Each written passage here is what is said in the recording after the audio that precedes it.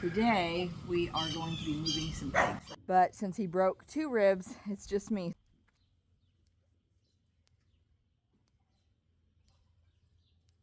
Against this blade of grass. Woo!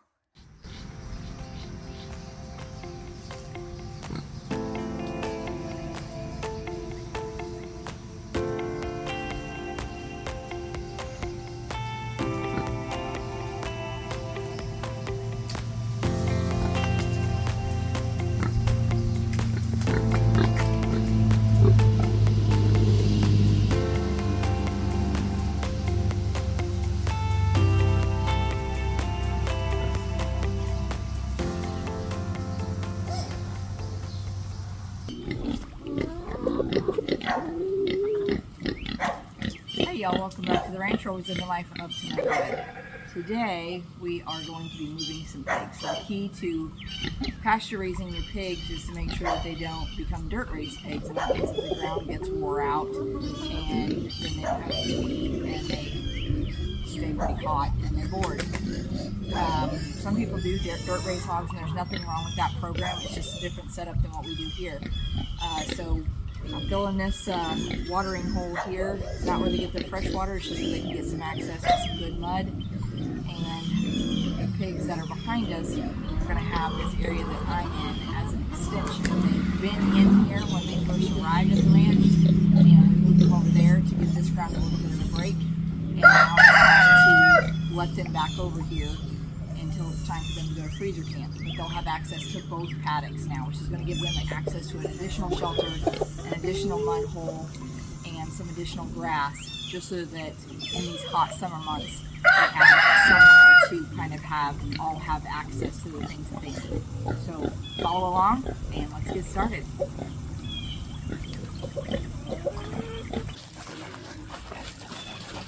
One of the cool things about pasture raising, rotational grazing, I should say, is that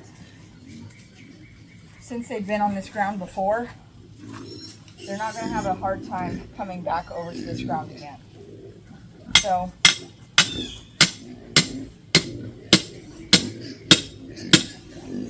once they have been in one place, it's easier to get them to move.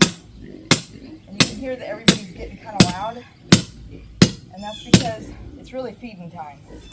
But I don't want to feed them yet because they're going to move easier if they want to come to the food.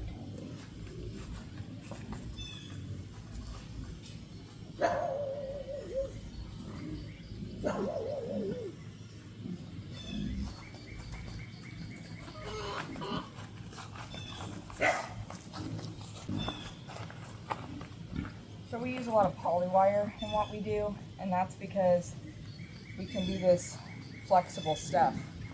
It doesn't matter where you put it.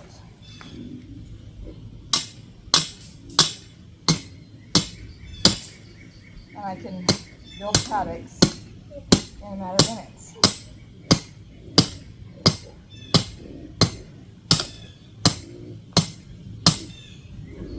As long as you don't hit any rocks, which is never a guarantee.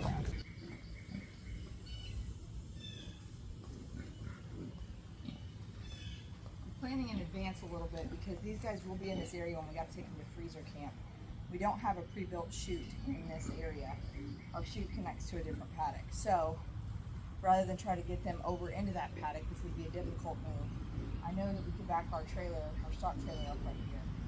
So I'm going to strategically place, this is an electrified gate.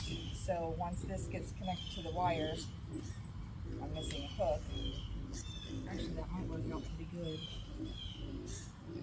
Maybe it will slip over that. Yeah, I like that. Actually better than the hook that was on it. So this will hook to that other side over there and come this way, and this whole thing will become a gate.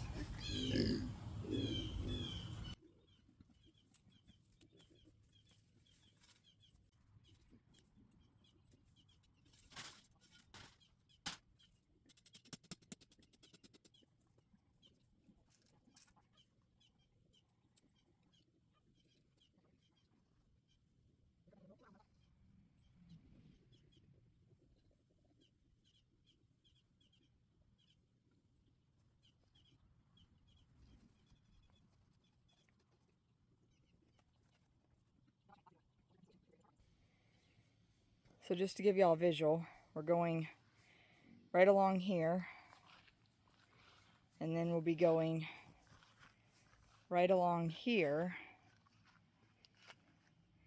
and then they are over there. Now, the line that is currently in front here, going all the way over to that water tote, will actually be coming out to be where I stand, where I just showed you.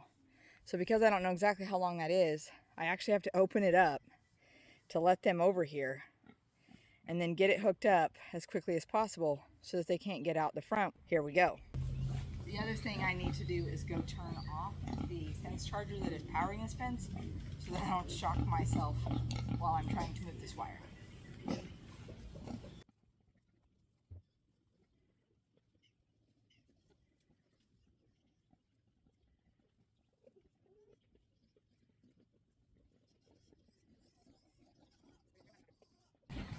While I'm thinking about tips and tricks, when animals eat, they get hot. And they sound weird, but if you're feeding in the wintertime, you want to feed during the coldest part of the evening. Helps warm them up before bed. However, in the summertime, you want to also feed in the cooler part of the evening so that they don't get overheated while eating. So while these guys seem like they're really hungry and ready to eat, I know that I really shouldn't be feeding them just yet because they could have the potential of overheating. What I'm going to try and do instead, because they're already panting, is take the water hose over there and see if I can't start spraying some water and let them want to get cooled off by that while I'm trying to move this. Another good reason that you have the electric fence off.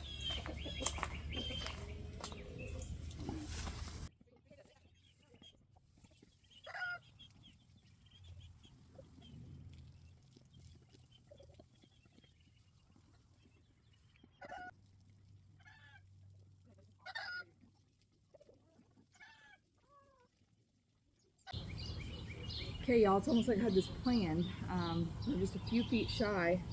So I'm just going to move this piece of rebar over to this where I can just latch it on. We'll be good to go.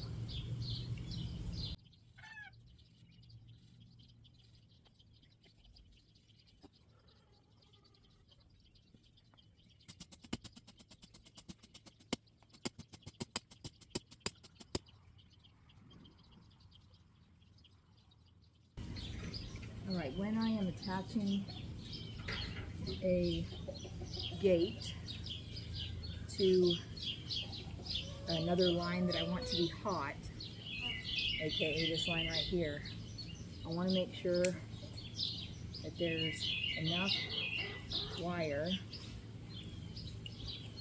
around this that it makes a good contact with the gate, the handle.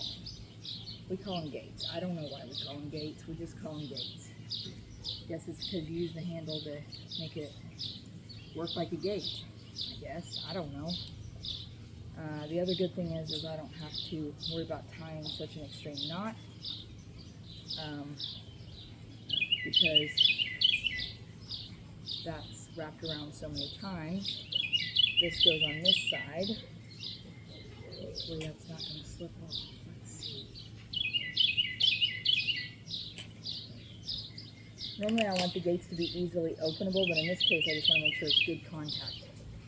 And then we just may use this again to go back over where we were. All right, y'all, all I gotta do is go turn the fence back on. So as you can see, that mud hole needed filled anyway. These guys got cooled off enough that they actually came over here to get a little snack. So that tells me that we've done our job. So now all we gotta do is turn on the electric fence and they'll gradually cross this line.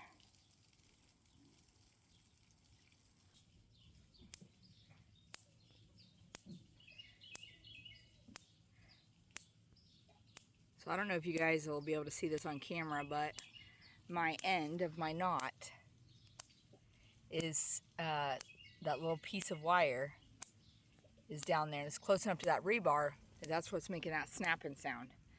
So I need to go turn off the electric fence and get that end tied up so that it won't be sparking on the rebar. Okay, y'all. Like I said before, I can turn off a fence, but it still makes me nervous to touch it. Normally, Zach and I would tag team this, and he would be over there turning off and on the fence. We yell hot every time we make a fence go hot. But since he broke 2 ribs, it's just me. So walking back and forth, it's a little bit of a chore, but it always makes me nervous to touch this for the first time. All right, we're in the clear. So now we just got to get this tied up to where it will not hit that rebar.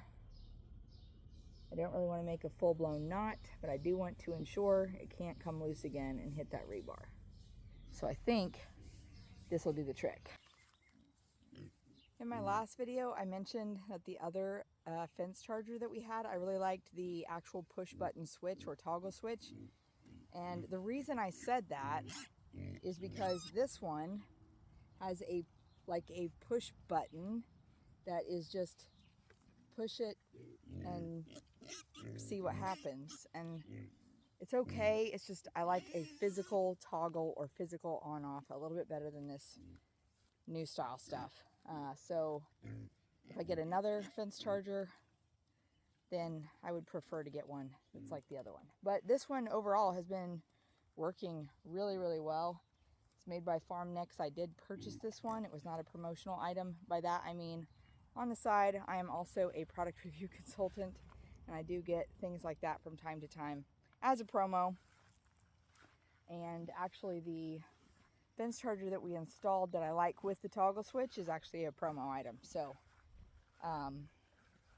anywho, let's go see if the fence is snapping in the same spot or if we have corrected the issue.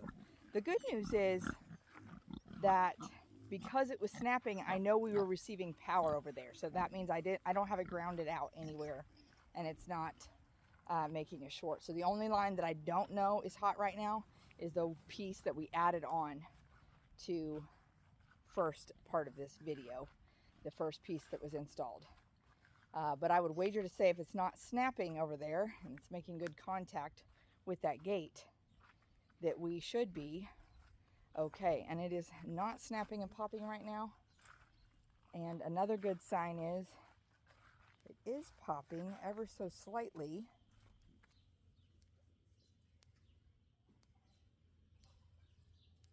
Against this blade of grass. Woo! And if the grass is hot enough, it can shock you. Use my Crocs to pull that out of there. Good news, we don't even have to wait for a pig. The fence is hot. Okay, that grass is off the fence. We are good to go. Now all that's left is to let the pigs know that they can come over here. And quite frankly, they'll figure that out on their own. I will feed them a little bit later. We've got more pigs to get moved and a garden to water. So I'll show you a video of them over here when they get here. Didn't even have to entice them with feed. One of them has already figured it out.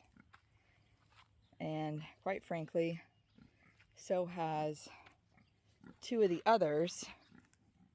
Woo! Y'all, I caught my foot on the uninstalled electric wire and just drug it over that. So now I've got to figure out how to get that off of there without electrocuting myself, which means hopefully a stick or something non-conductive. As I was saying, 2 of them have figured it out, and they're making the noises that tell the others, hey y'all, fresh grass over here. So